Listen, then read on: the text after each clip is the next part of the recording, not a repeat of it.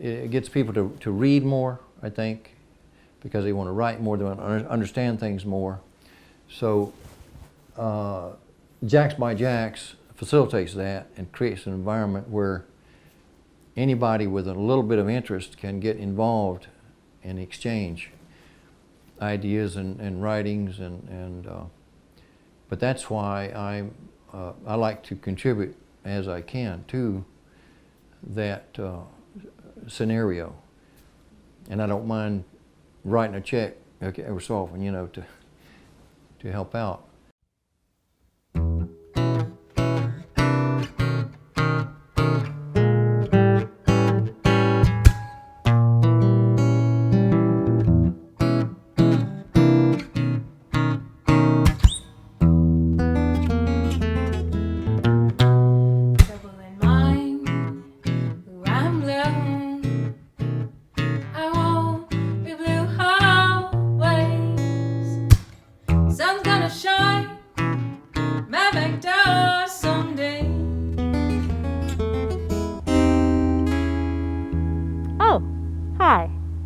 Listen, never say you want to be put on a pedestal, because someone might take you seriously. I'm Darlin Finch Kuhn, also known as the Scribbler, and I'm speaking to you from beautiful James Weldon Johnson Park in downtown Jacksonville, Florida. Johnson and his brother wrote the unforgettable hymn, "Lift Every Voice and Sing," and I'm up here hoping to convince our citizens to recreate a 16-foot statue of the harp by Green Cove Springs native Augusta Savage, who was inspired to sculpt it by Johnson's song. It would look great in this spot and draw attention to a positive aspect of North Florida's history. Official history may be written after the fact by winners of wars, but real history is chronicled in real time in the soul songs of artists and writers. It's these upwellings that social scientists mine to find the unalloyed truth of a moment. Writers of Jacksonville, this is our moment, and we are writing its history. There's a lot to unpack in 2020. Pandemic, isolation, fear, poverty, climate change, social injustice, and political division. There's also the hope for a better, brighter tomorrow, found in the work of a new generation of activists who are inspiring us with their courage and their willingness to get into good trouble for a righteous cause. This is the story of our times, and it's playing out right here in this beautiful, ugly, broken, healing, Southern Gothic mess of a city we call home. The JaxbyJax Literary Arts Festival 7 was created for this moment. And even though we can't get together in person due to the COVID-19 pandemic, there are things that need to be said and voices that must be heard, especially now. We welcome you virtually this year as we hear from writers, young and old, in all colors, shapes, and sizes, with words that open your mind, lift your spirits, and heal your heart. We are JaxbyJax, Jacksonville writers writing Jacksonville.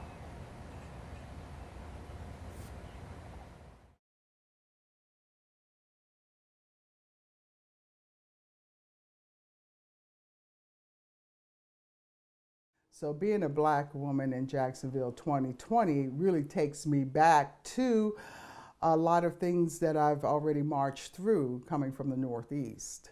A lot of challenges, a lot of conversations that I've had back in the late 80s and 90s that I seem to be having again. So I don't know if that is a feature of Jacksonville or if that's just a feature of where we are. You know, everything recycles. I've written an Ars Poetica, which is a poetic form. It's my meditation on the art of poetry. After God troubles the water, Luna shines her light on feet wading creeks. Journey after journey, shackle throat, wrist, and spirit escape into the wind. These are my people. Chocolate, cherry, milky mulatto ancestors. Let the stories live as family, they say. Decade after decade, truth beats as love and triumph. Sister after sister, we wear shield and savior as mask. Black Jesus, do you even hear my prayers? I finger trigger traumas as diminished chords, dark, dissonant. Do they too belong in the melody of all of us? Burt Bacharach's greatest hits, they were my happy chords to play on a tabletop organ, healing my cries of injustice when grandmother loses her only son, murdered by his boss before going postal became a thing for hazard pay. Heartbeats disturb my sense of a paradise mama still seeks, knocking on doors like Moses, preaching before the Red Sea, drown feelings I cannot speak but strum on a Les Paul guitar, blow into a maple burl flute, give birth to this poem that lives every day, uncensored, in a history only my gut can see. So I had the great opportunity last year to work with the poet laureate Joy Harjo. I was an associate artist at the Atlantic Center for the Arts. And there we were all able to do something fun, and that was to sing our poems. So here's mine. Dear son, Mama said.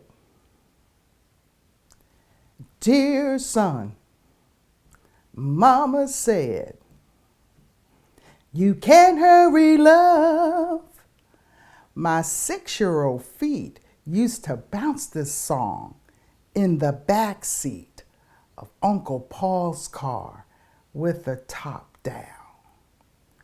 The radio wails Miss Diana Ross. She needs love, love to ease her mind. My first grader lips ate her words and swallowed hard in my bones. 'Cause real love, it never comes in a hurry, real talk. Mama said, you just have to wait and not be fooled by a lusted heart. Keep your eyes woke for the sticky crush, bamboozling caretakers, protectors, and saviors. This kind of soul rolls one way, 'cause real love, it never comes in a hurry, real talk. Mama said, son, you just gotta trust and give it some time, just a little bit of time. Real love will come like hopscotch and a tap dance, make your face blush, your toes bunch, curling up in the sand. Real loving arms will tend your open heart, 'cause real love, it never comes in a hurry, real talk. Mama said. We are queens, for Simone Angelique.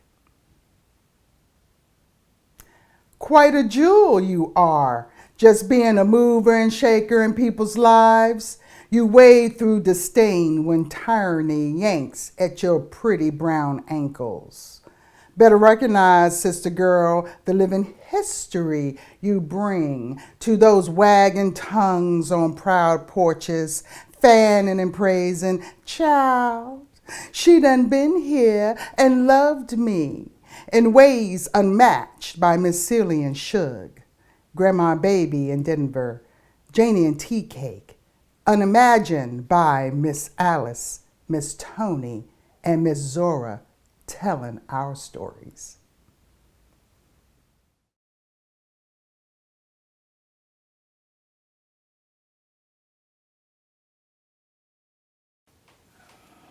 I think the pandemic and 2020 in general felt so surreal that at times I have to keep sort of checking myself and say, is this really happening? You know, or my mind gotten lost down some rabbit hole, you know, of imagination again. Street rat. Under an ashen Jacksonville sky, this faithful, battered traffic light dangles, waiting for its red glow to go green, signal to freedom. Still in queue, a sleek gray rat bounds in staccato stutter steps, crossing warm morning pavement. It dodges cars, danger of freedom. Young of the year, with fur like mercury, still growing into his whiskers. And then I've got a second one that was inspired by the now defunct landing. So if those of you who are from Jacksonville can imagine the landing or where it once was, that's where this took place. Waste not. A homeless man feeds a horde of flapping mad laughing gulls, tossing full slices of stale white shelter bread into the slow tide of a wide river. He dons a heavy winter knit cap and matching patriotic coat, faded red and blue stripes, white sleeves, despite the blinding city sunshine. Swarming birds fill the skyline, shriek and squabble in a fever pitch, ravenous hankering for the manna this gray-bearded giant bestows. Soon as the first loaf was floating or flying away, he pulls another from his weathered knapsack, winging them above the river rapid fire. He solemnly shakes the crumbs onto a hot sidewalk for pigeons gathered pecking around his feet. Waterbirth writes, Part 1. Lightning flashes, illuminates a big old house, strobe effect on the oversized bath where we wait. The candles flicker as if in fear during the storm. A midwife attends the timeless rite of life arrival. We all softly sing as a doula offers honey and ice, dries Meg's forehead on this hot August evening. Between contractions, a sacred stillness. Calm aura surrounds the pending debut of our daughter. Meg squats, facing away, my knees pressed into her hips, when at last, the final push turns the pool blood red. And then Zoe, held out of the water and into the air, takes first breaths, promptly pees, lets out a primal cry. A final pulse passes through her lifeline cord. I cut. Women attend to Meg while I hold my firstborn. We share a hearty meal of bread, home-cooked soup from a well-loved crock pot and bask in the afterglow.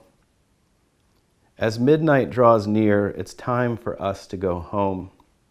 I dumbly fumble with buckles, terrified of the drive, transporting a newborn for the first time in my life. We proceed slowly, merging into the starry horizon. Part 2. 4 years later, Jake divides a calm autumn night. At home, we fill an inflatable tub from the faucet, heat water in cooking pots on the stove to warm, turn lights low with the same playlist serenading. Midwives overcrowd, retreat into dark corners. Meg has grown impatient with the waiting game. Earlier, we walked miles of neighborhood streets, hoping to help the baby on his final descent. In other homes, televisions flicker through windows. Nearby folks unaware this new life arrives tonight. A white hose snakes from the sink to a blue lagoon. Unmistakable image, connection of mother to son.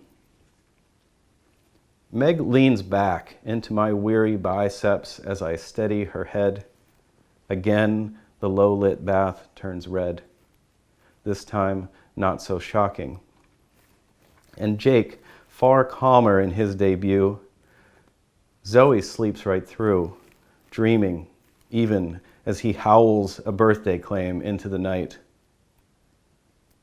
Meg summons up the elements, from first her watery womb into a new pool.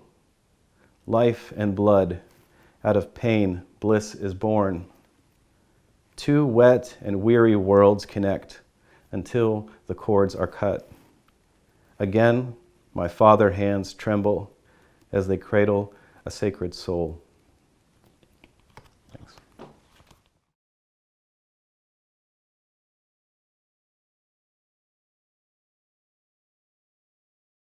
So my life really hasn't changed all that much. I mean, I'm pretty introverted anyway, and I think what it has, it's put on the table more larger issues of society, issues about inequities, issues about the environment, issues about I turned 50 during the pandemic, and you think, okay, so going forward, what is this? You realize that time is finite. You realize all those projects you've wanted to get done, it's time to get them done. Blessing the locusts. Their bulbous eyes shun my shape below, focus only on their own faceted wings, swarms burrow in treetop Spanish moss. Let them, in their fixation, make one song from 1,000 bodies. Let them deny my aorta's own thrum. Show me the beauty of being nothing. Plague's gift under August sun. So that is in my forthcoming book, Locust. So that was written before the pandemic. So I'm focusing really on these really tiny, small lyrics.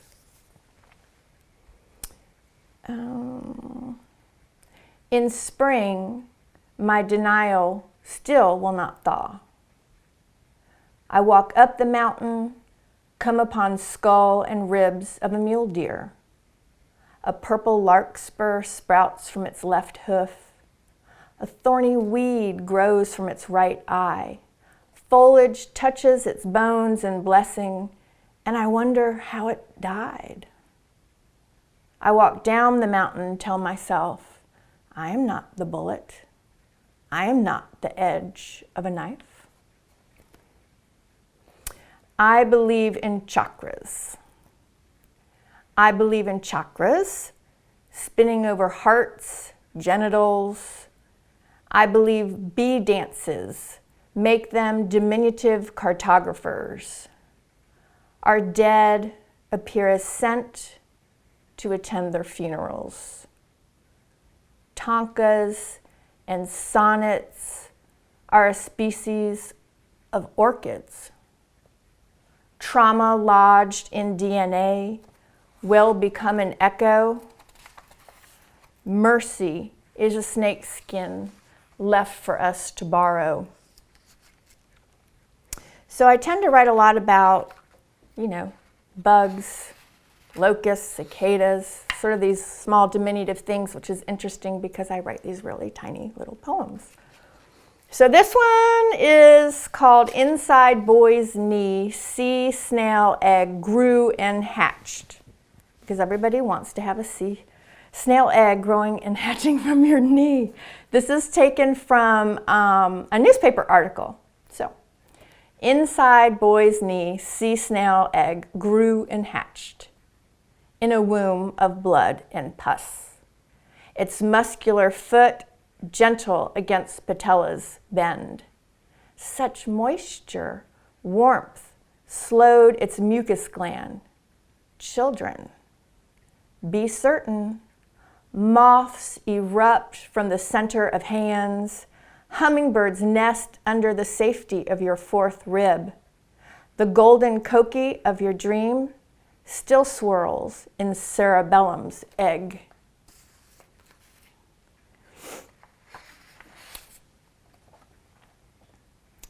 So I have this fascination with Sappho, because she's sort of the mother of that small, diminutive poem.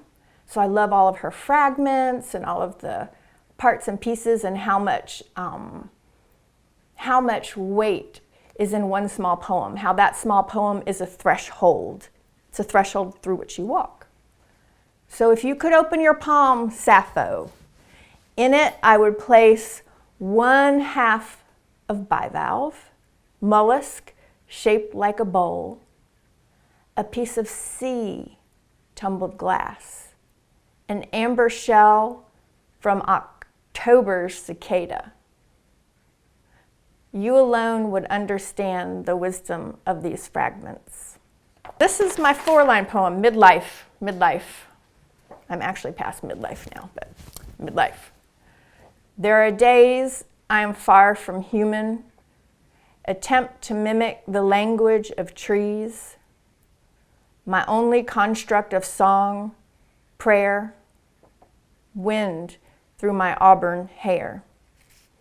So I grew up here in Jacksonville and in St. Augustine and along the river, so this is where I grew up. But I was born in Savannah. That's where I'm born, and that's where my father's family is from. So I spent a lot of time up in Savannah and in Tybee. Georgia Zodiac. My grandmother, an egret. My grandfather, a blue crab.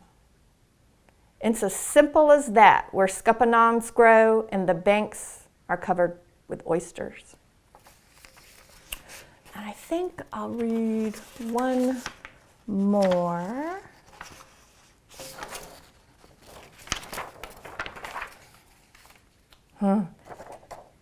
So living down here, people have ideas about the South and about Jacksonville and about all of it, and some of it's true, some of it's not true. He says it's so shallow. He says it's so shallow, living in the subtropics with all those screaming flowers, to which I say, maybe. But all those stories from feathered throats, all those marsupials hidden in foliage near sulfur water, murex shells teaching wisdom of spirals, red, yellow, black snakes singing, shed, shed. That's deep. Think philosophy of banyan roots spread.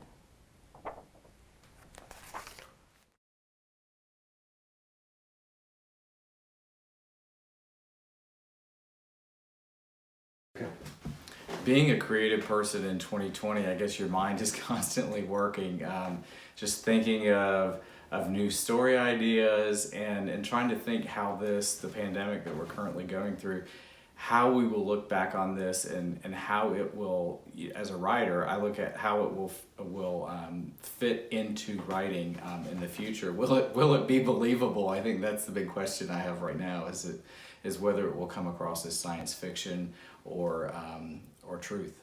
Chapter 3 of Beulah Land. By the time lunch was served, 24 people crowded around the table in Adelaide's dining room. Silver rattled, china clinked, wine glasses emptied and were refilled. The mound of turkey in the center of the table dwindled slowly as it moved side to side, back to the center, and around again. Micah assumed the task of carving it would fall to him this year. Roger Griffin now passed to the great beyond.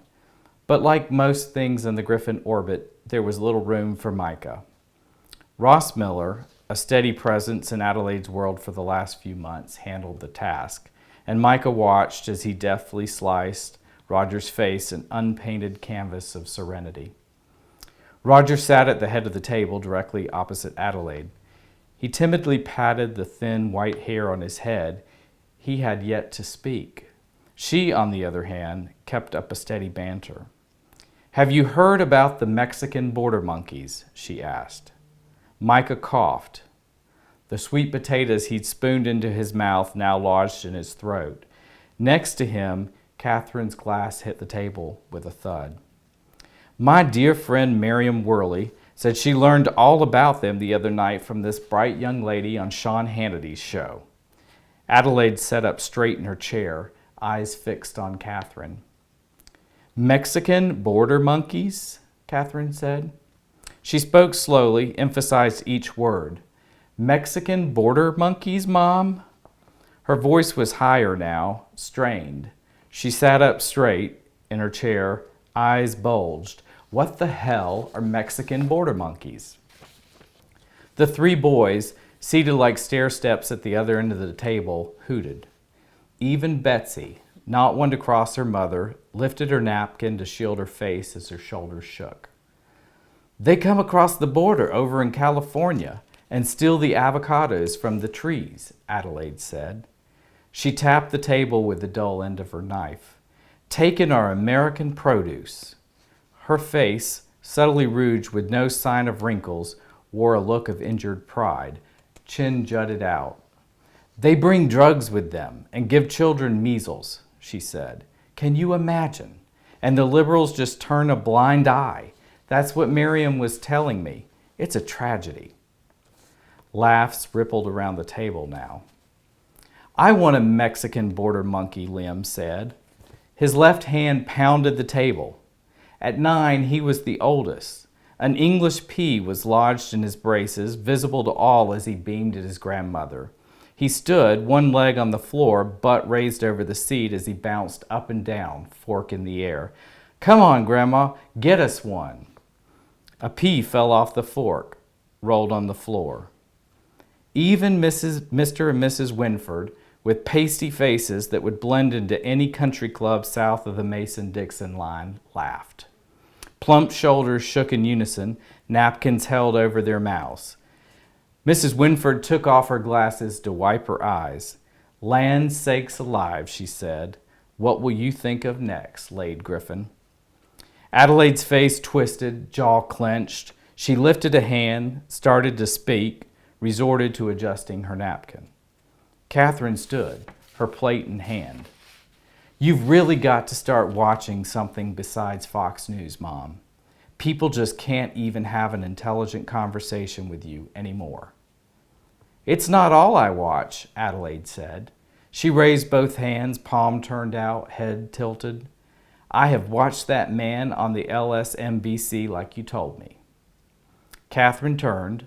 The plate, outstretched, looked as if it could be converted to a flying saucer at any moment. A weapon of mass destruction, just waiting to be launched. MSNBC, Mom. She rolled her eyes. And what man? Adelaide smiled, head bobbed. The little one with the glasses that cover his face. She paused for breath. Roger Maddow. A knife fell off Catherine's plate, hit the hardwood floor with a satisfying thud. Rachel, Mother. Her mouth twitched. Rachel. She slowed her speech, emphasized each word. Rachel is a she, a lesbian. Adelaide shrugged, turned to her friend Mickey Norrington seated beside her. You just can't tell nowadays, she said.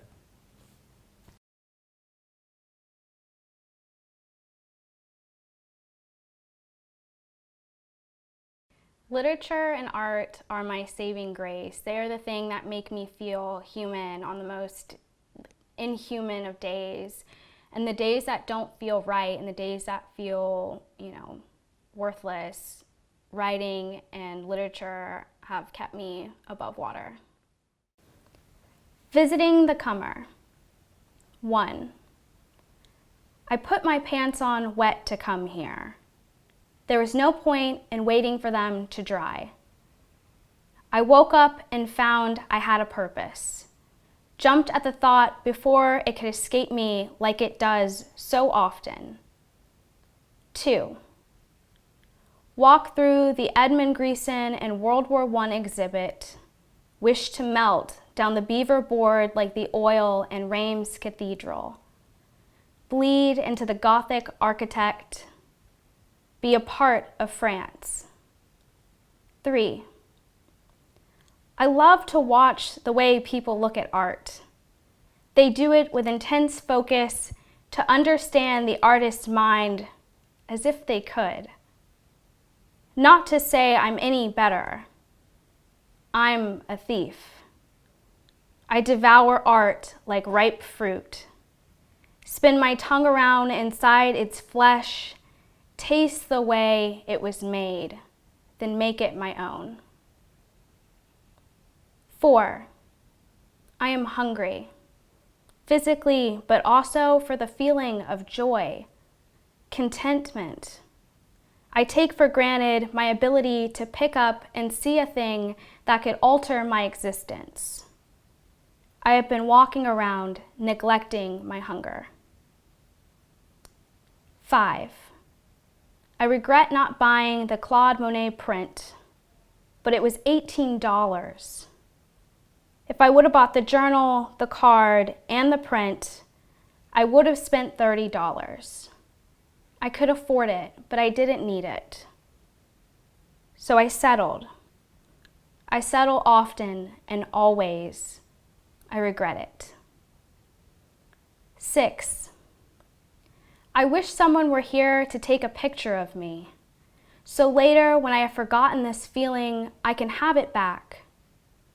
I take lots of pictures now because I didn't before, and I wonder often who I was sitting on this bench 2 years ago.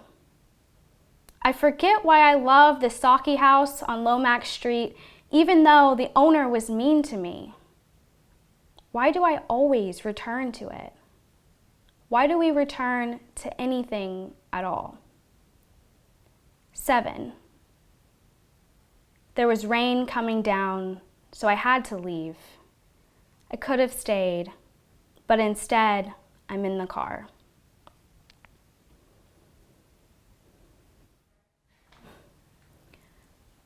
Fishing for existence. I wait until there is a fish with tar eyes which swallow me, to see him on the surface of the water, a school of scales pulled up by the force of the line, to feel the weight of him. The creature pulses in my worn hands like heart muscle. He does not try to escape my grasp when I run my finger down his back. Instead, we spend a long time staring at one another. I am taking in his life through his eyes and the memories that live in his body. Slick, white belly, round and full. He is the one who kept stealing my bait. He is unapologetic. If anything, he is empathetic for me. I have been flopping until this point, and here he is, hooks that have made a home in his upper lip. I have skipped a day of classes to collect the slime of dead shrimp in the cracks of my fingers. I have skipped a day of classes to fish for existence. Fish cannot see art, cannot kiss, find pleasure in the arms of the one he loves, cannot slurp the last drop of tangerine juice from the bottle. When I cut him loose, untether him from my line, he will go back to swimming circles, growing and growing, so big in this river that when he is caught again, he will be kept, buried in ice and sold alongside fish that look just like him.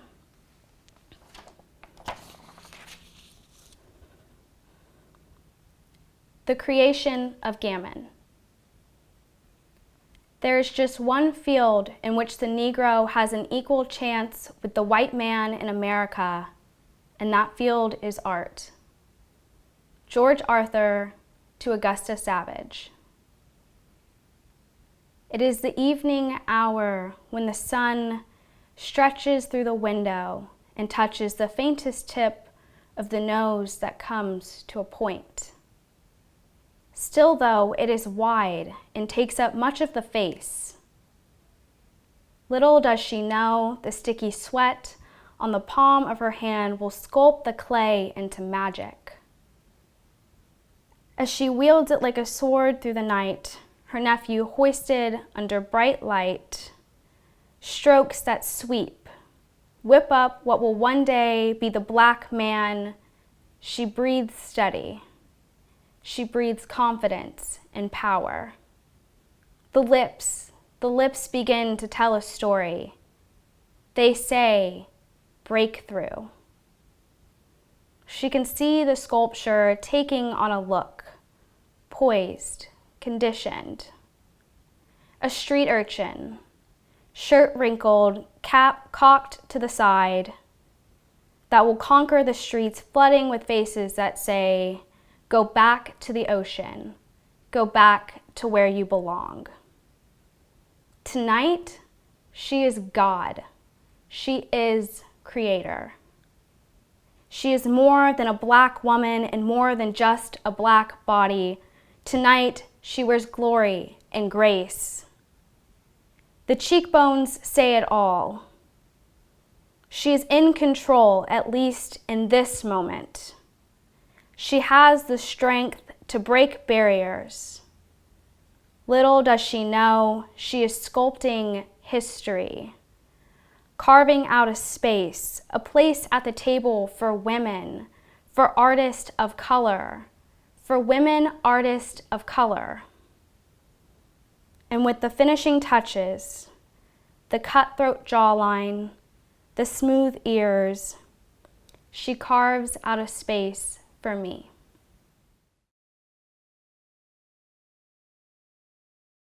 Writing takes me away from all of the things I can't control. I can create who I want, doing what. I can kill who I like to kill. COVID-19, although it's been devastating, I'm comfortable at home. I like to be isolated. I like my own company. Never did understand. She never did understand the concept of worrying about the future, fearing the what-ifs. Either something would happen or it wouldn't. No point in wasting energy fretting over possibilities which may never transpire. Instead, she takes action, does something, anything to change this feeling of not being able to make things better.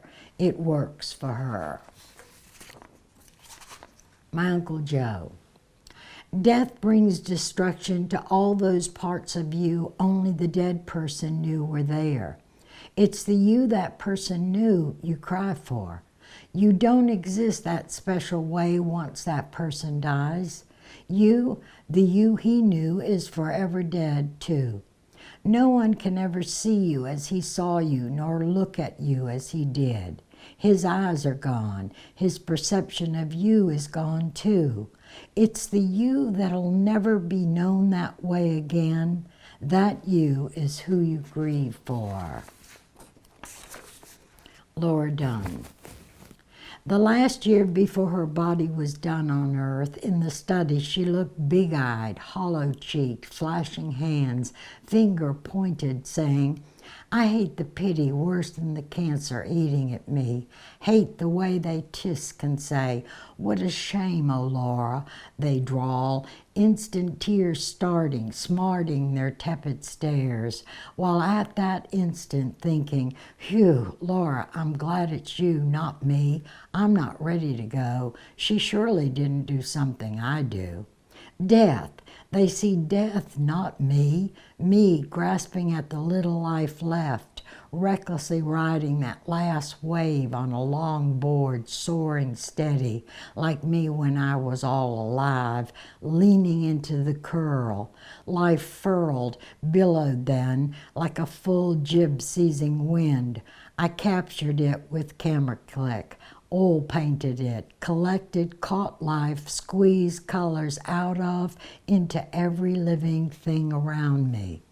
I woke to ocean waves breaking and slept 17 years close to a bear man, yet all the while yearned for some unseen silken warmth.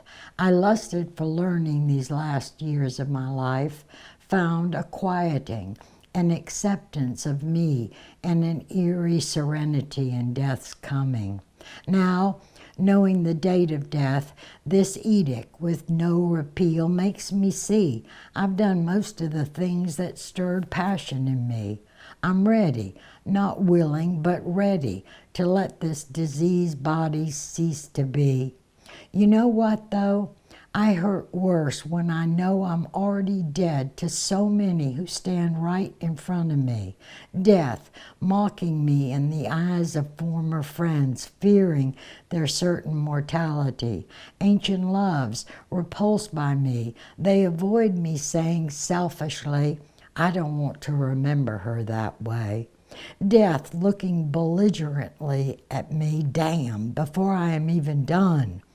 She seethed with life longing, railed with live anger, locked eyes. Ah, shit, she said, exasperated, breaking into a grin. Ah, shit, I'd say the same thing if it wasn't me. Lingering. Some women leave their scent, delicate flower whiffs or heady stench, left like calling cards as they exit a room. Instead of whiffs of perfume, my hair falls out in threads.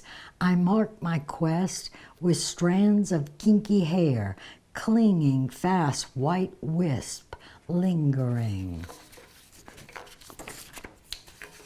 Why poetry reading audience is scarce.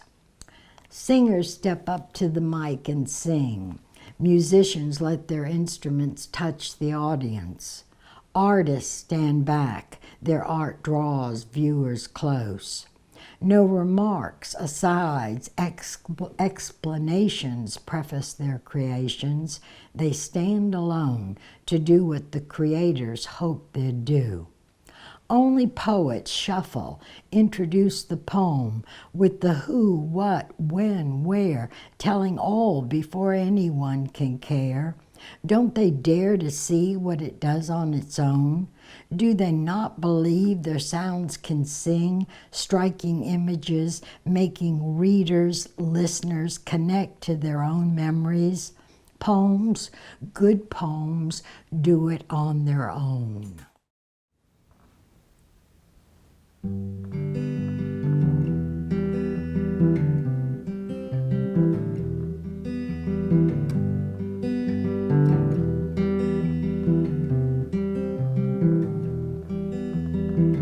They know me better than human beings. Sometimes it's harder to break the strings. I know it's strange understanding these feathered things. Just look closely and you'll see. Owls are friends of mine, follow close behind, yeah. Disguised as friends in trees, always wait for me, yeah. Oh, oh, oh, oh. Oh, oh, oh, oh.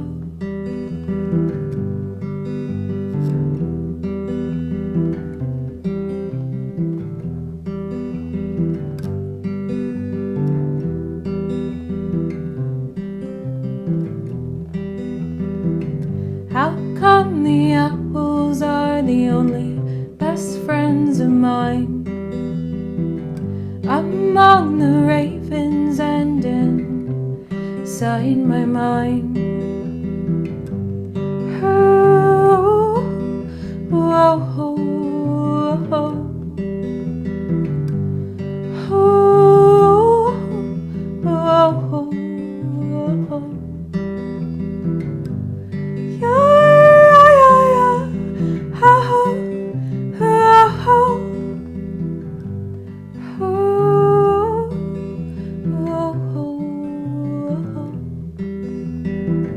They know me better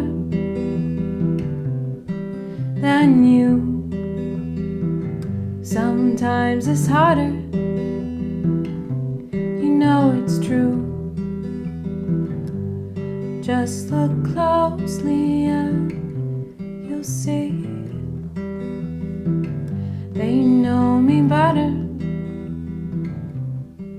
than you.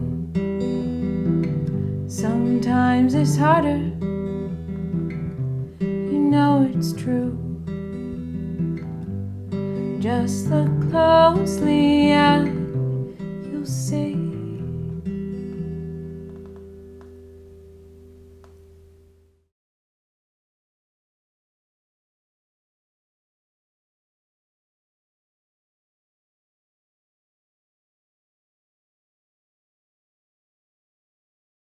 I think in 2020, I mean, obviously everything seems completely chaotic. We have the worst health situation since 1918 and the worst economy since the Great Depression and the worst civil unrest since 1968, but all in one year. It feels like there's important work to do, you know, I mean, every single thing feels really urgent right now, and I think that necessarily translates into what you feel like you need to do in the world too. This story is called Women Without Voices, or Patterns in the Life of the Citrus King. And it starts like this. On swamp roads under moonlight. July 4th, 1930 was a different kind of Independence Day for J.J. Mendenhall. He'd been indicted for the murders of Bessie and Sue Elliott, mother and daughter, outside Tampa in 1915. He'd been found guilty of murdering the daughter, but was never brought to trial for Bessie's killing. That 4th of July, early in the Great Depression, having served half his sentence, John J. Mendenhall was pardoned for good behavior. It's hard to imagine anyone believing Mendenhall's story about what happened on that Central Florida highway. 4 years after his release, his earlier conviction would echo strangely in Jacksonville. It's even harder to imagine anyone believing in his innocence then. And no one connected what happened in Tampa and Jacksonville to a sad story buried in a rural Kentucky newspaper in the 1890s. On January 19th, 1930, the St. Petersburg Times called John J. Mendenhall, quote, Florida's most celebrated life-term convict. Within the week, the State Pardon Board would consider his much-mooted case surely one of the strangest in the annals of criminal history. J.J. Mendenhall was a citrus magnate. A native of Kentucky, he owned more land than anyone else in Pinellas County, Florida. In fact, people there called him the Citrus King. The millionaire shipped more citrus from Florida than anyone else and owned groves statewide.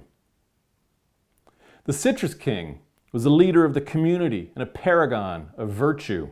He didn't smoke, he didn't drink alcohol, he did not curse.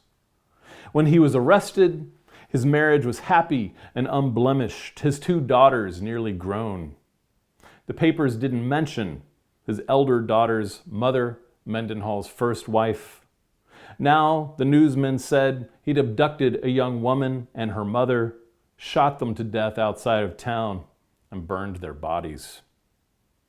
But if Mendenhall had murder on his mind, he should have left his chauffeur, Guy Stemple, at home.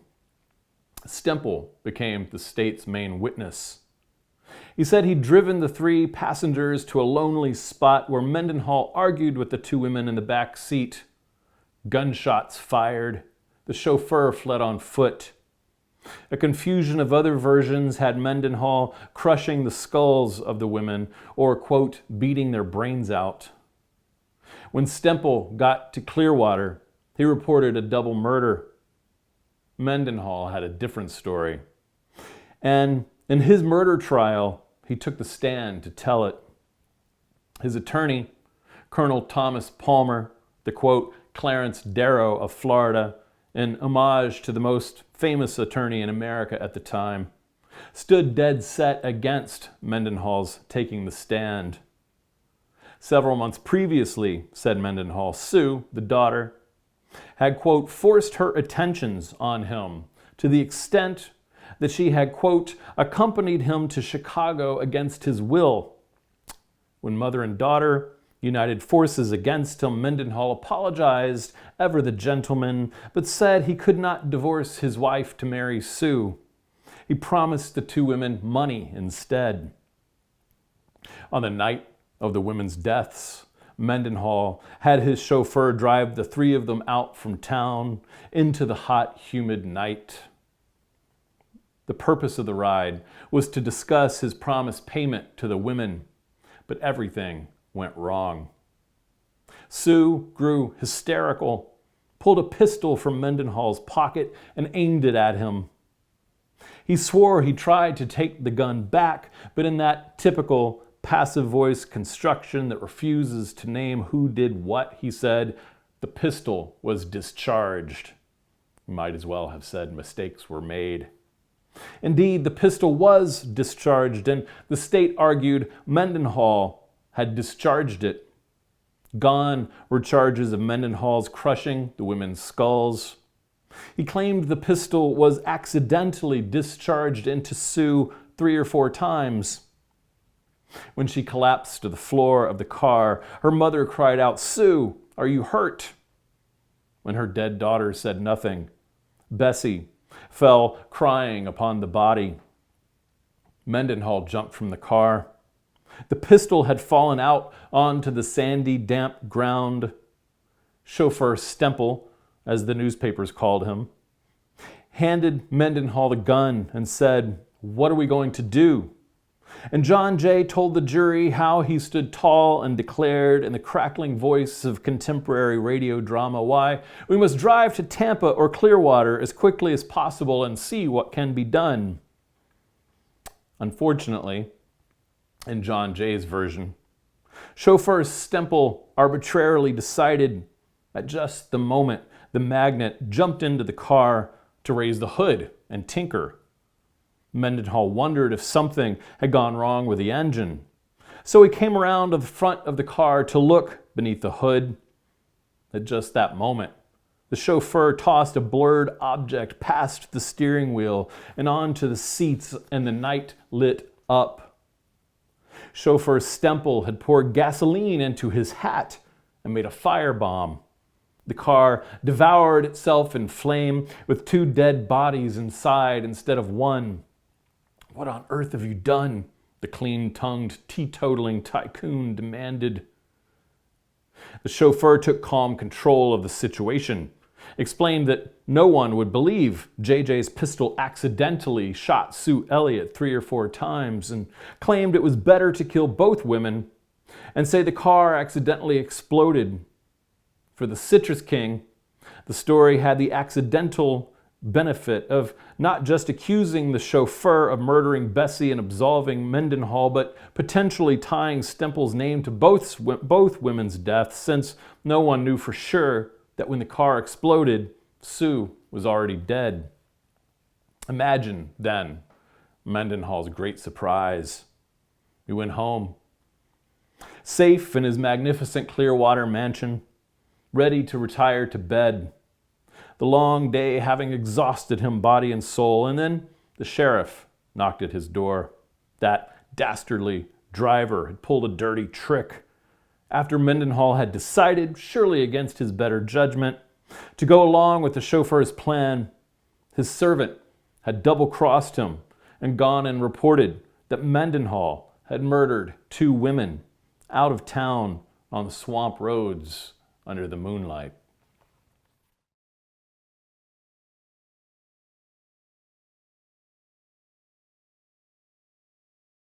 There's a quote that I always love by Nina Simone where she says she believes that it's an artist's responsibility to reflect the times. So reflecting the times this time during 2020, I believe it's extremely important, because we need to be able to document what's going on. We need to be able to reflect, and we need to be able to really lean on our creatives. Dear America, so what if I resist?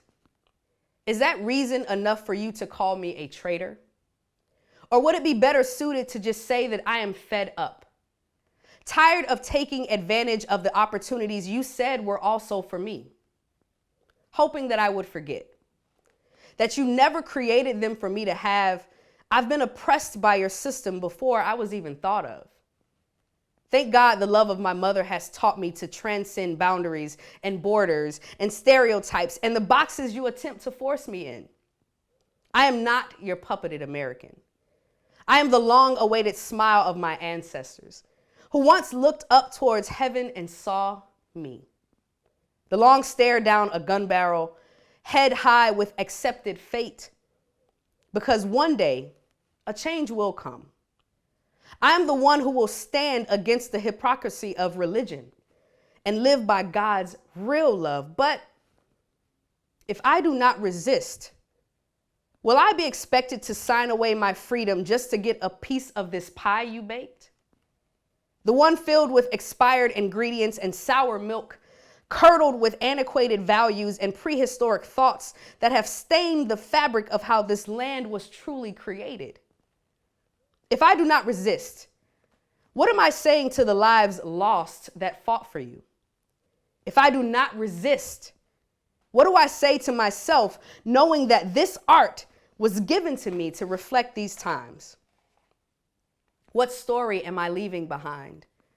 Embedded in the contents of a time capsule, what am I saying if I don't continue to fight for your reshaping and continue to cry out for true freedom? So resist, I will. Because dear America, I don't want to just be accepted. I just want to live. So this piece is entitled Still. There's a song by CeeLo Green, who is a popular rapper.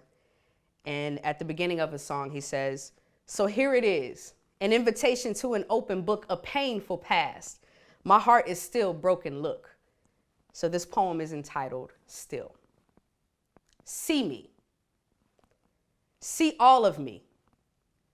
Make home in the depths of my eyes. See what I have seen. Take a moment to recognize that what exists, that what you see, has hidden behind too many smiles and laugh lines. Soft hands with bruised knuckles. Punching through concrete paths just to find beauty, a never-ending trail of tears. One hand breaking down barriers, the other catching bricks constructed from the thoughts of those who think they know who I am. Too many times I trust first and then ask questions later, because I choose to see good. Holding faith in my discernment, I am more light connected than you would believe. So I will stand here, eyes open, heart damaged, and I will love still.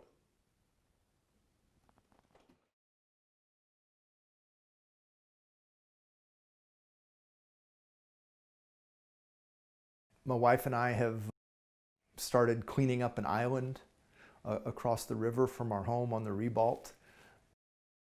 It's just busy work, I think, that we can't control the world, but we can take that one little acre and improve it little by little, one bag of trash at a time. Cathartes ora, turkey vulture, from the Greek for cleansing breeze. Summer heat oppresses like a policeman's hand, heavy with authority. Stops life in its tracks with the by God power of 1,000 mothers calling from 1,000 porches for an end to shenanigans. And horseplay, most definitely, back in the day when things were brighter, whiter by law. As it was in the beginning, so shall it ever be, same as it was. Corruption undetectable except to the trained eye of the vulture, too high at this juncture to cast a shadow of doubt or ordination. Romulus and Remus, the wolf-weaned twins for whom the Roman Empire was named, would look to the skies for such birds and act on their auspices. I take my auger from the tides, fill my lungs with the cleansing breeze that coaxes diamonds from still waters, respite from adipose plaques, of confinement and quarantine that bring lassitude and morbidity. A rippling fin recalls Arjuna, the archer king, who conquered distraction and pierced the fish's eye. Kettling vultures, now keen on the scent, circle low, but remain aloft, kept from committee by the river and sheltering reeds. Black flies rise on the toxic convection as I attempt to rescue the corpse of a gar, prehistoric and putrescent. Try as I might, the reeds hold fast. Flaccid monster holds me fixed in roomy glare. Rumi, the Persian poet, said, "Fish rot from the head," which, while not technically correct, does reflect the body politic. Time to clear the air. I focus on the fish's eye, do what must be done. Success! I watch it glide away, immortal lotus floating in the dark waters of desolation. Across the river, a bald eagle flies with a fish, fresh and alive. And while I have no way to predict the winds come November, today I prevailed.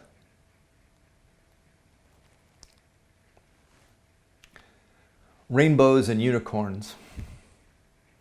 Rainbows and unicorns, matadors and metaphors of creeping sickness stuck indoors as mad kings rule and are adored. While human kindness is deplored and neighbors fear the one next door, stockpiling weapons, just one more. Soldiers block the border door, the new colossus shines no more, her broken lamp is washed ashore, and all about is schism. Estuarian. I go to the river to breathe. It shows me how to inhale, drawing life, the big fish, the little fish, even the jellies and microscopic plankton. To exhale the waste, the toxins, the muck, all the byproducts of my existence, letting it all go out to sea until there is nothing left but the wriggly bits of insignificant worry and the tidal pull of inexorable want that requires me to take it all in again, ebb and flow, high and low, rinse and repeat. Good things to remember on days when I catch myself holding my breath, afraid to breathe, afraid of not being able to breathe.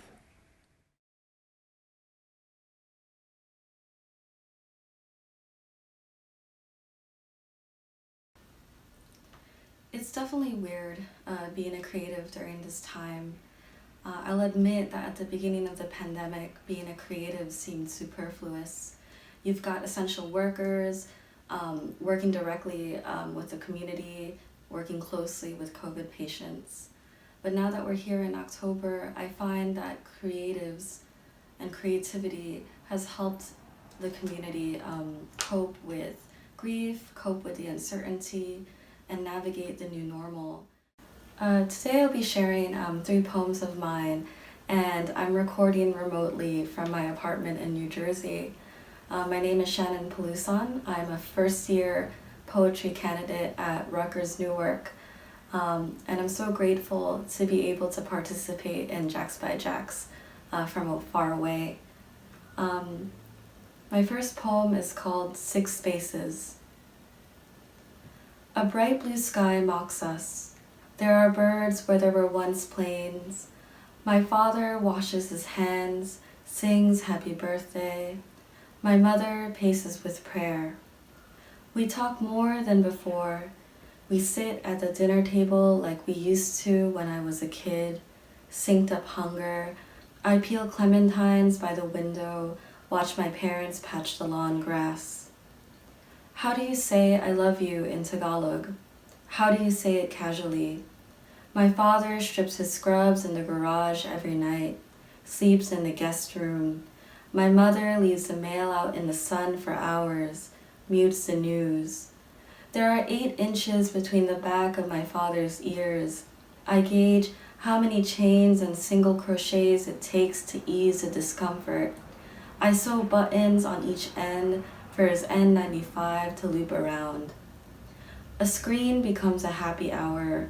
I read dog-eared excerpts, hoping someone in the house overhears. My mother doesn't know what the Confederate statues mean. My father says he's had bad experiences with Black people. Says Dee, my best friend, is the nicest of her kind. I want to argue, the starting words trapped in an air pocket, bubbling in my mouth. I know the other side of the conversation. I hold back. How do you say I love you as a mirror to someone else's love? How do you untangle the strings? Every ache can be relieved with a smear of vapor rub, every sickness chewed out with ginger. Our kitchen was once filled with aunties squeezing calamansi into jars and containers. Now my mother takes pictures of her daily cooking, asks me which pictures look best, shares the recipes online. When my parents go on walks, I lock the door behind them, stretch myself on the floor, move my body without their stare. I am not the shape of their dreams, they tell me in their forgetfulness. When they say I should pray, I fold my hands like a coward and confront them in the ether. As a kid, I traced invisible messages on bathroom tiles. The stillness stings the same. How do you say I love you outside the body of a greeting card? How do I stop counting the days? My parents believe care is a silent scrutiny. They look at me closely, and I shrink, then soften to my father's dark circles, my mother's graying hair. I've been awake past bedtime for years, waiting for the hallway lights to come on after a long day, so I can whisper, good night.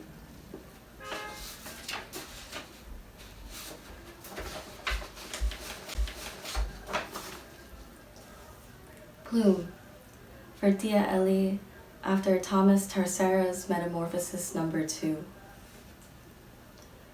Tia Ellie looks past the walls, looks past me, watches the room's corner, listens for a bluebird's cry. She waits to plume, to be a bird, an uncaged dot in the clearest sky, able to go anywhere. One day a priest will mark her in oil, and her daughters will carry her from her bed toward an array of winged creatures, all the birds that flutter into gray blurs, vivid in full view. What will become of you, her youngest would ask.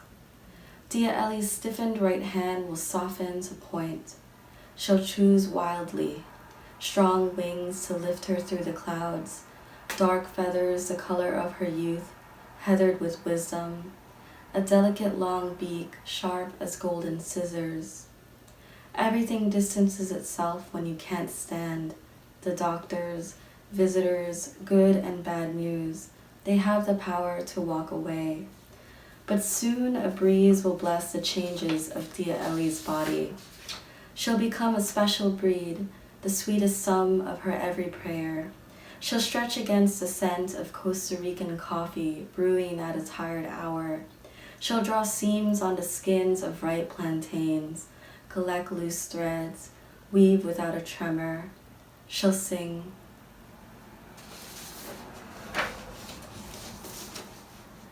And my last piece is called Water Cycle.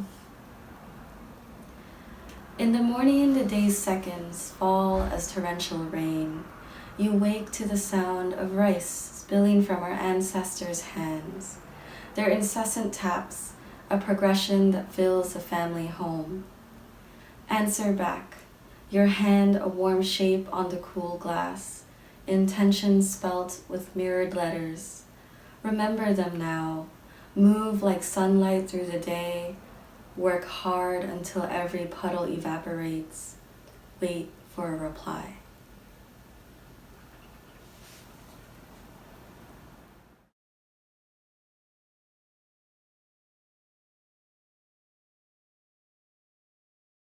Because I really did not quarantine. When the bookstore closed down, I picked up a job as a cashier at Walgreens, something I had done decades ago.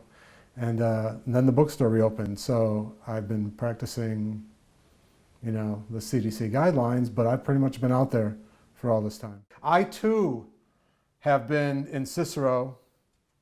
It is a weed-strewn city in the spring with Czech bakeries, many banks, a mushroom parade. Growing toddlers still sit on a Cicero phone book. I have walked back through Cicero like Hesse through his Ravenna. I have walked the L strip, dodging active L's, and later the L strip with tracks abandoned and unused, and later the L strip with the parking meter studded island, and later the L strip flat and paved smooth like Cermak Road. You walk back through Cicero where the natives argue their civic pride extent of their burg serving as Al Capone's workshop, Ernest Hemingway's real birthplace. Nice try, Oak Park.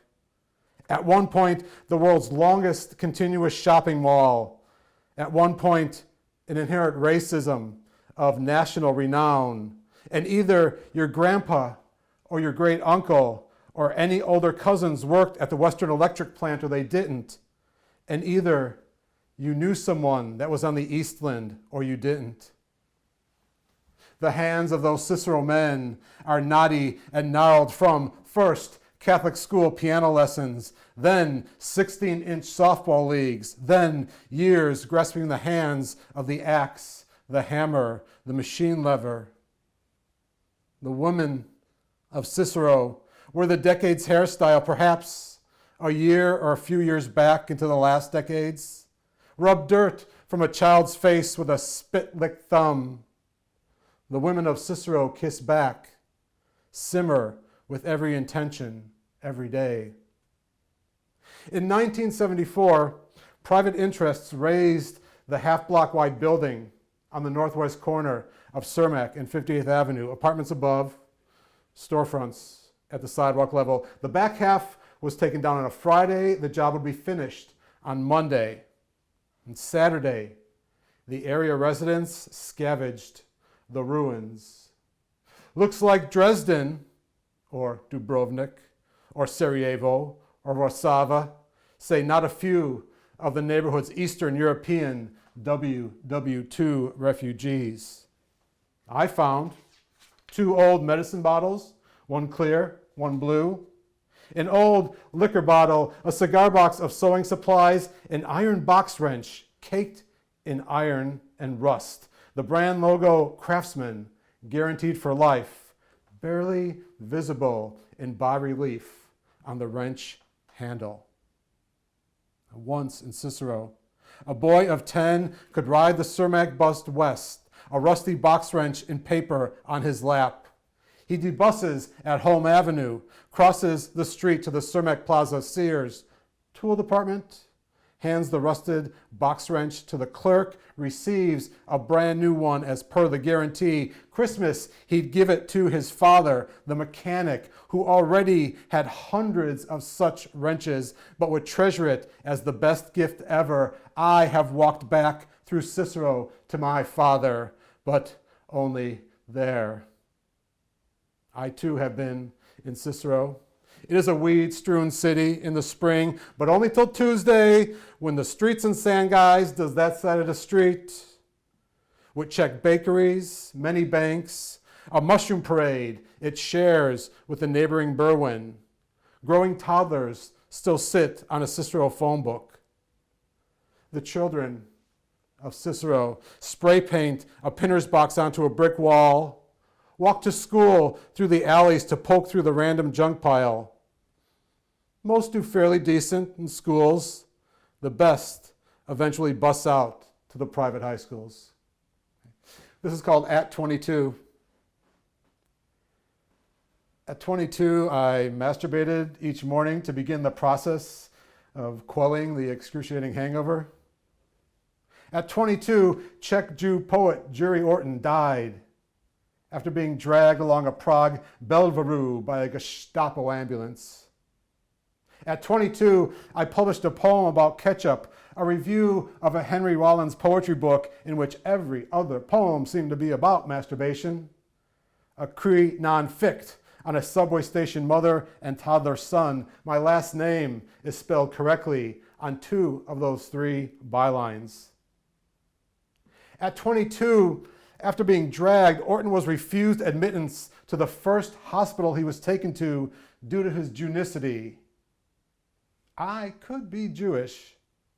At 2, along with his parents and 12 siblings, my grandpa Walter Masalevich fled Krushki Gdansk when the restless Germans moved in and that part of the planet became inhospitable to the Semite. At 20, when those restless Germans moved into Prague, Orton had to publish his incendiary poems under pseudonyms to get them published and avoid arrest. At 22, I returned to my childhood name, Johnny, from my adult John, because this poet grew weary of the dull Antibachius bridging, of the monosyllable first name to the quadric last, favoring rather the ditrocheus coupled with trochea, or Hebrew, reading right to left, critic and amphibranch. No, not really. I'm kidding. There were 2 other Johns working in the same restaurant I was working at, and I just cut myself a Johnny name tag to be different. That easy. But more than the Jewish question is that last name, how it survived intact through mercilessly name-clipping Ellis Island, through the trek westward, often under prudence of keeping it silent, through Cleveland, through Chicago, then across Laramie Boulevard into Cicero, where that name determined where you are sent to live. At 55, 33 years since those first bylines, 30 years of bylines, editors and publishers still spelling it right, only 2/3 of the time. Incidentally, somewhere this totally got away from anything more about Orton. Probably better that way. The sophomoric parallel line trellis always gets trite so quickly. At 2, my mother taught us to spell that last name. Before cat, before dog, I learned to spell that huge last name. My mother made up a teaching song which sings thusly. Masiwicz.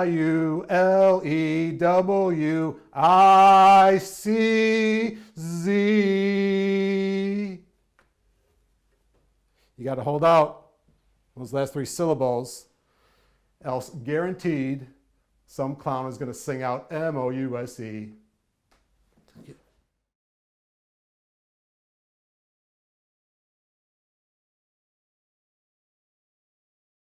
It's interesting because I feel like I'm being pulled in 2 directions. On the one hand, I have more time than I've ever had in my life to create and to focus on the things that I want to do.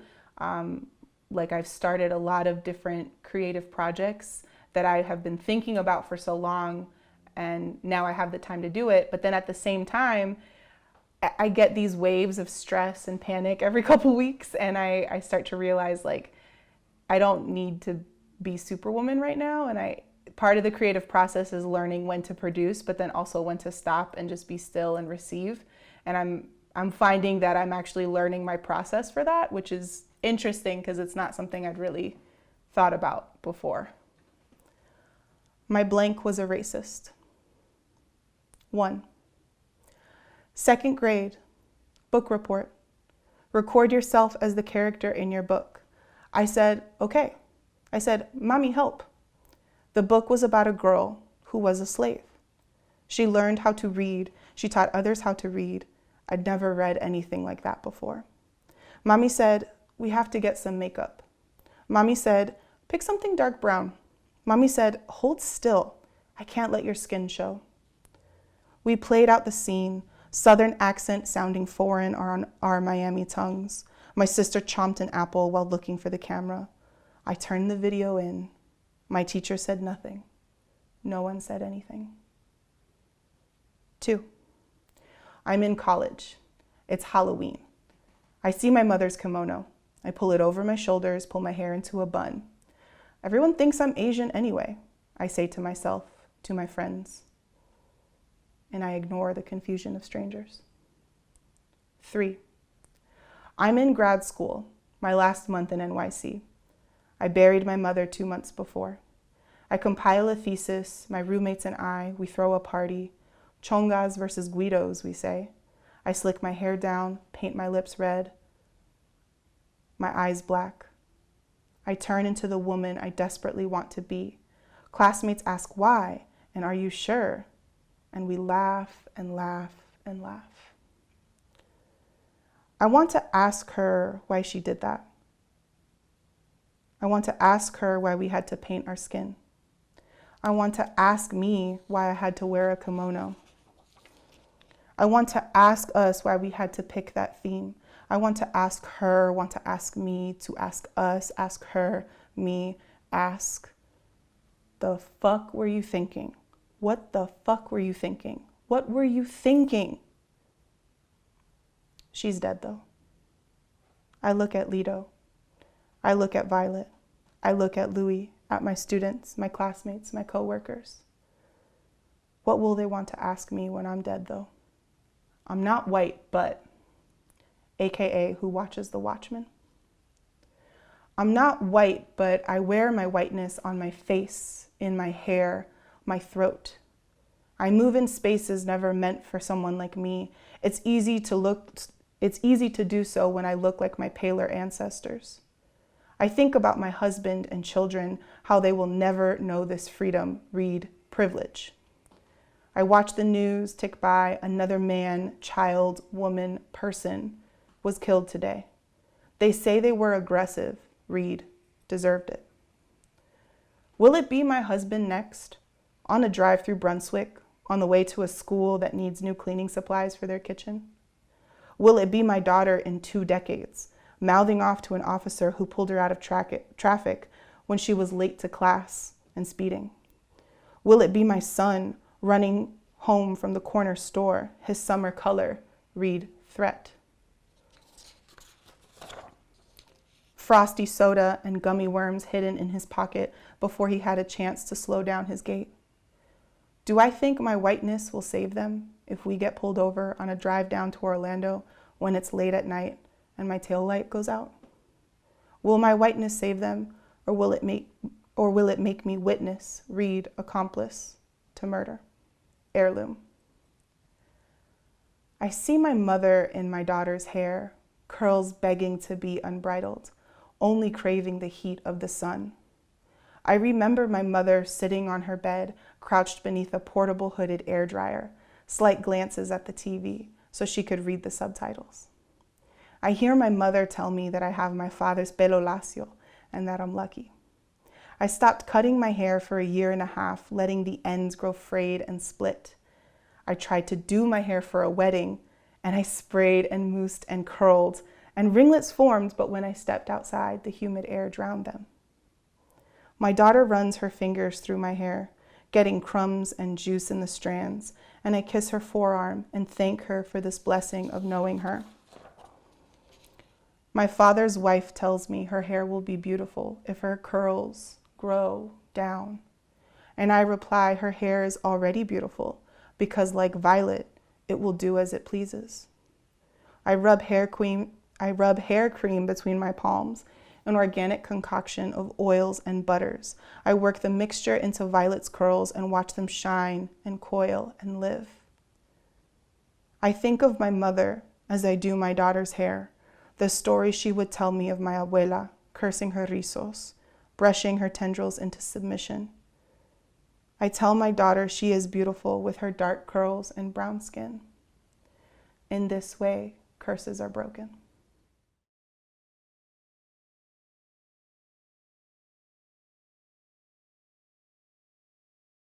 I saw actually when I was doing some early research, my great-great-great-grandfather, Joseph Ernest Thomas, actually passed away of the Spanish flu.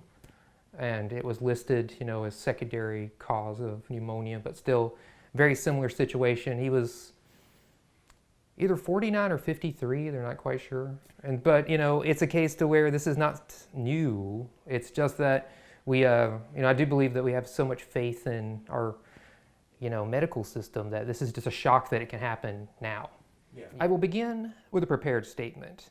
My name is Damon Thomas, and I write about the weirdness of growing up in a very rural Dixie County, Florida. Dixie County turns 100 in April.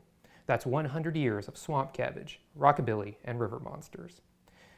100 years of death, divorce, downsizing, and dislocation. My family was brought to financial ruin by an alcoholic stepfather. A clandestine personal loan was taken to pay his bar tab at the I Ain't Here Saloon off US 19. When no payments were made on the loan, it led to the foreclosure of our home. Modest family heirlooms and yellowed photos were hurriedly transferred to a rented storage unit. The rent on the storage unit was never paid. A cast of quirky characters with highly contrived Storage Wars-style interactions did not arrive to bid on our Fanning Springs, Florida unit.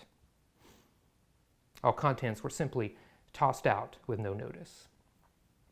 Only a few photos were salvaged by a family acquaintance who had stopped to dig through the garbage on the way to Swanee River Moose Lodge 325. As I was in high school, a new hire English teacher nominated another student for a Dreamers and Doers Award. This earned that student a trip to Disney World and a photo in the weekly Dixie County Advocate. Since Phil Sims had only recently exclaimed, "I'm going to Disney World," this part of the award was impressive. Taking a fish you caught to the newspaper office would get you into the Dixie County Advocate, though. Shortly after the nomination, I overheard teachers heatedly discussing the selection process. The rationale of, "She wrote such sad things about her alcoholic stepfather," earned the retort, "This criteria would get most students a trip to Disney." My experience here was not unique. Many in the area could relate to a St. Vitus Born Too Late tape I found at a yard sale. I'm in the palm of habit's hand. I can't escape the curse. Alcohol knows it's going to win. My stepfather would eventually drink himself to death after inheriting $2,000 from his mother. Only a lack of funds had been keeping him alive. During my 4th grade year, the National Park Service announced an essay contest about the importance of parks. I was inspired by some now forgotten prize to begin writing with this contest. It seemed progress was being made as I declared that parks are like old photos. Only to be asked to clarify, how exactly are parks like old photos? This question created a case of writer's block that extended through the essay contest deadline. While Lewis Carroll was content to leave us with, "Why is a raven like a writing desk?" I kept working on my answer. How are parks like old photos? You'll know when they are gone. Thank you. If you don't grab them at the start, you'll lose them forever. Hooks, what they are, and how to write them. I don't like that idea of hooks and fishing hooks and all that crap. It's more of a grab. It's more of getting a hold of their collar and hanging on to them. A strong opening hook grabs readers, pulls them into your story, makes them curious, makes them want to read more.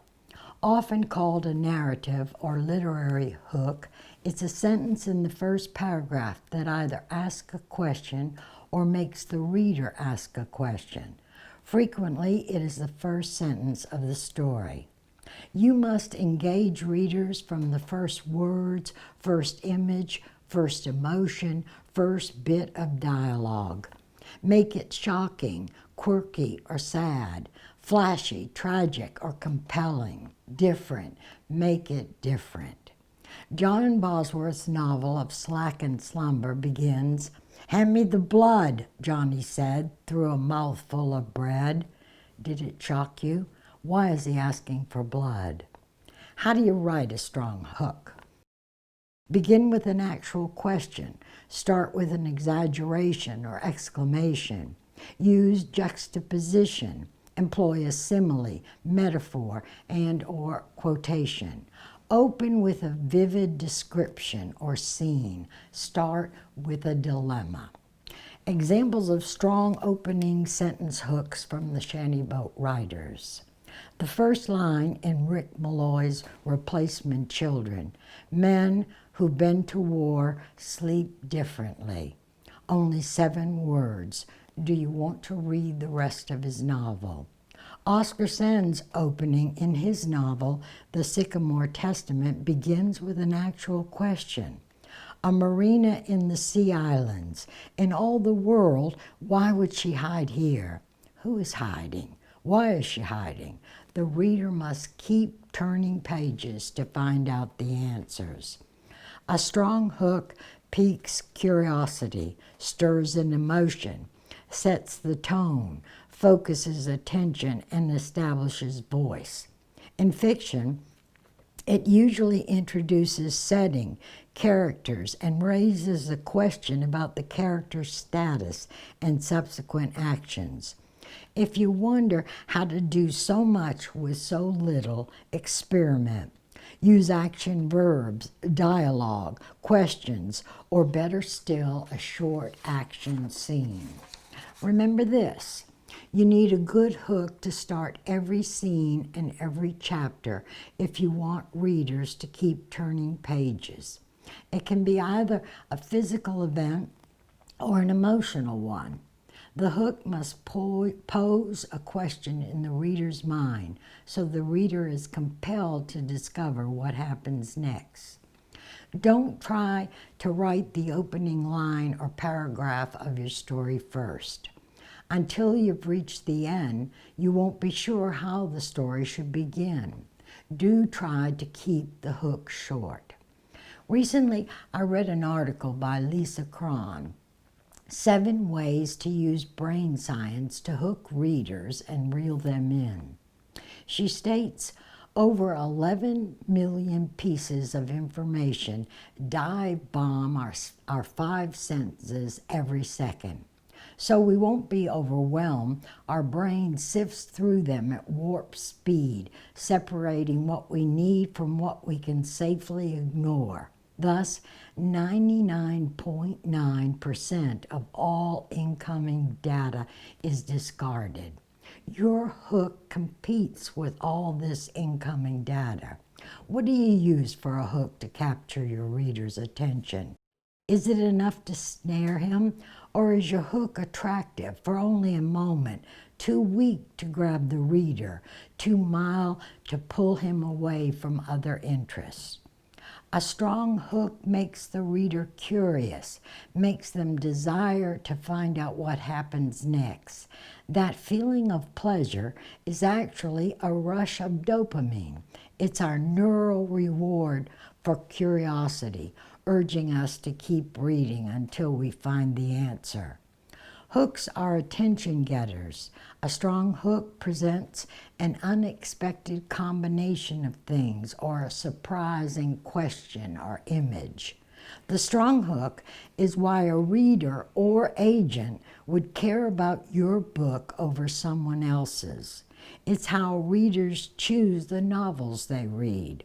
One book stands out as more appealing than another. One hooks more than the other. Another reason beginnings are so important is the publishing industry has changed dramatically. Years ago, before conglomerates ran the publishing world, an editor had more time to peruse your words. In today's world, editors are inundated with phone calls, emails, deadlines, crises, budgets, and office politics. If your first paragraphs don't propel them into a fictional world or intriguing memoir, they are not going to read the rest. International portrait artist Anne Man Ray Kenyon's Memories, Method, and Mastery, a memoir of a life in art, uses dialogue in the first lines of a chapter. Honey, something's wrong inside here. Something's not right. Do you wonder who's speaking, what's wrong, where is in here? Jerome Stern, in Making Shapely Fiction, calls beginnings a tough business. They need to be intriguing and energetic. Readers and editors are impatient. They don't read far if their attention is not engaged by the opening page. Cherise Phelps opens her short story Gifts of the Pen with, Dreams make a secret sound as they're being squelched. Did the line make you shiver? Wonder what is the secret sound? What dreams were squelched? Bill Brewer's Western short story, Running from Trouble, begins with a longer first sentence hook. Sitting on the steps of a mercantile store on the outskirts of Dodge City with the worst hangover of my life, I decided to quit the freewheeling cowboy life forever. Do you want to know why? A Tale of Two Dogs, a short story by Susan Chapelier, starts with the dilemma. I wasn't paying much attention to our hounds from the pounds when yelps and howls pierce my peaceful morning. Why are the dogs yelping and howling? Even nonfiction books need a good hook. Carlos Cruz's self-help book for political staffers opens with, I was in the right place at the right time when I got my job in the Florida Senate. Who is the speaker? Where is the right place? When was the right time? And what is his job in the Florida Senate? Did any of these examples pique your curiosity, cause an emotional response? In each case, something is happening now. The reader is compelled to keep reading to find out what's going on and what's going to happen next. In writing hooks, not crooks, author Cat Feet tells us, what you don't want to do is start with a crook. A crook is a hook that lies. You write a hook full of conflict, bursting with excitement, calculated to have the reader begging to know what's next. You know there's nothing worse than a boring hook. You open your story with, my baby, won't somebody please save poor Lucille? You've written the perfect opening, but that's not going to help when, a page or two later, the reader finds you're telling a different story entirely, and Lucille is a cat rescued by page 2 and never plays a part in the story again. That's a crook. When you bait the reader with one story and then swap it for another, when you create a set of circumstances that have nothing to do with the story you're telling, just to create a good hook. Remember, the best hook in the world gets you nowhere if it's not attached to a good story. Now you've got a basic idea of what a hook is and where it belongs. Here are a few strong opening paragraph hooks from the Shantyboat writers. Michael Bushbaum's sci-fi novel, Obscure, starts with, my journey into perdition began as a government-sanctioned soldier. Just one problem. I became a sentinel to clear my blood guilt, not add to it. Are you thinking, what is a sentinel? What is the speaker's blood guilt? Jim Draper's essay, My First Time, begins, I remember my first time, all pulse and prickles. Would she like me? Could I perform? Stress gurgled and popped in my bowels. Is this the opening to a sex scene? Do you want to know why he is all pulse and prickles? He grabs your interest, doesn't he? A chapter opening paragraph hook hints at imminent danger in Letters to Jace, a novel by Rick Jones. I am alone here in this house of death. The bright track lighting overhead does nothing to push back the gloom.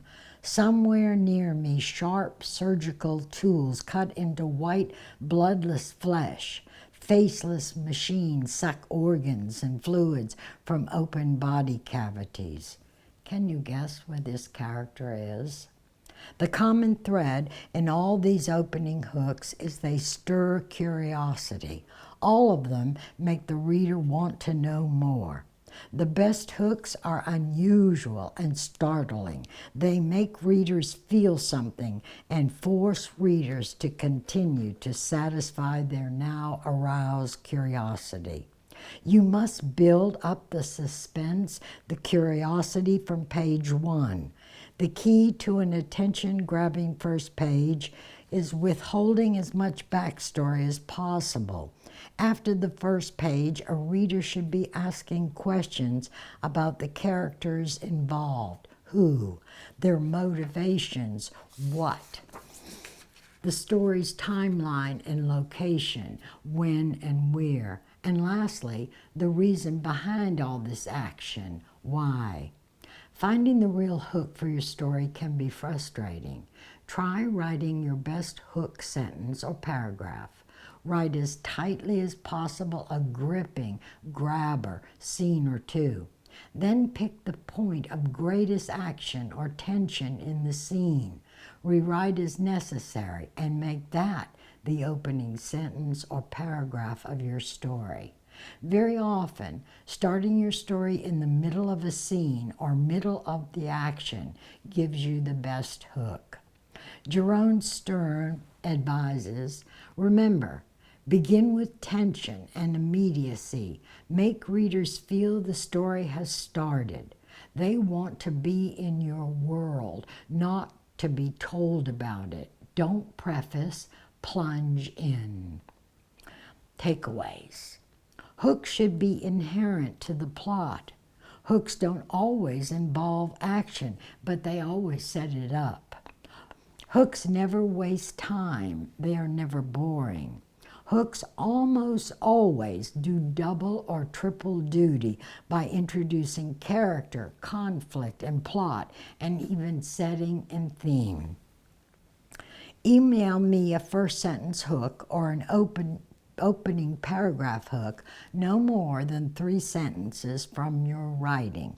Don't tell me where it comes from, nor what comes next. Just make me want to know more. Make me curious. Put hooks in the subject line. I'll respond to everyone who sends this to lyharlan@aol.com. Thank you.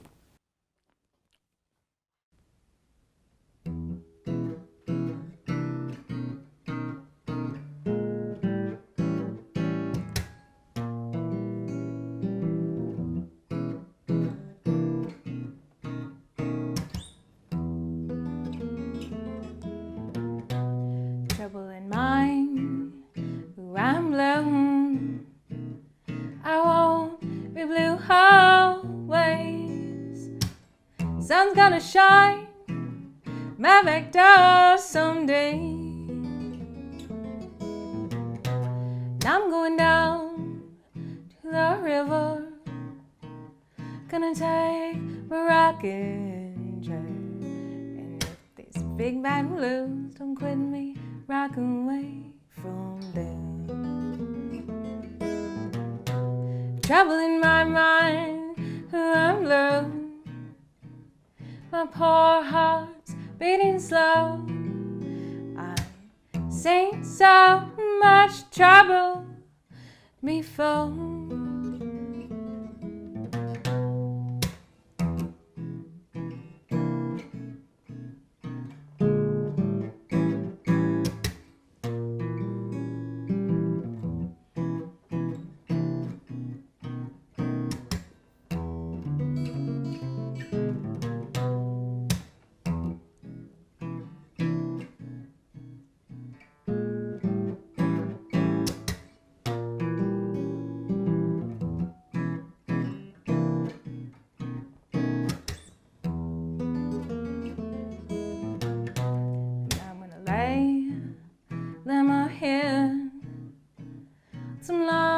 Some reverend line and let the 219 satisfy my mind.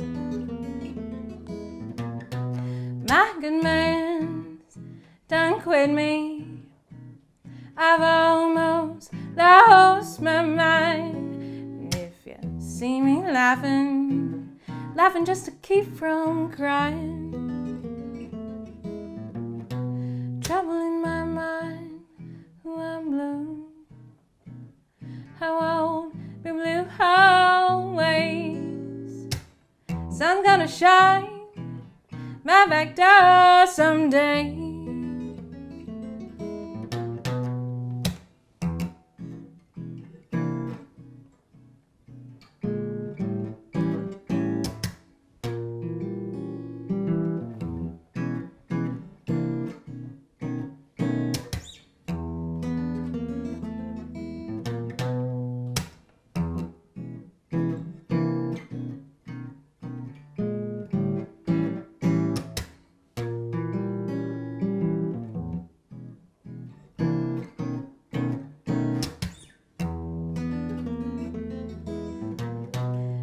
gonna lay my head some lonesome railroad line and let the 219 satisfy me.